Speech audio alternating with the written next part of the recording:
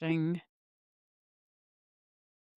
Hi, I'm Rose, and you're watching The Sovereign Soul, or perhaps listening. This is just a brief introduction as to what you can expect from this podcast. And it's all about sovereignty. It's about personal responsibility, what that really means, escaping the earth matrix. And I look at the whole journey of the soul from necessarily inception, but let's say inception onto earth, and then the lives we live, and then what happens to us when we die again.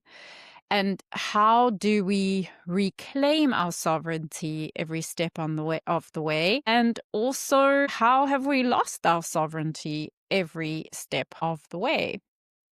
I might cover huge amounts of topics, but ultimately, sovereignty is going to be the key factor. And sovereignty to me is personal sovereignty. It means reclaiming your personal power, your reconnection with your divinity, as well as your reconnection to free will and free choice.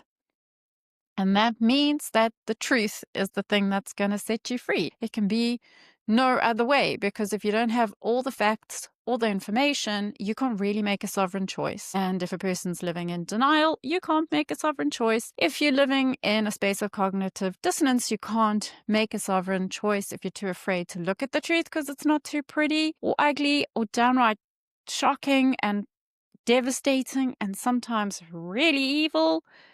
You're not going to be able to make sovereign choices because you have to have the whole full picture. So this is essentially a very spiritual podcast because it's about reconnecting to your divinity, but it's also an extremely human podcast because the one thing we all have in common is we are living a human life. And how do we reclaim the essence of our being, the essence of how we were created, while living on a planet which clearly hijacks that constantly?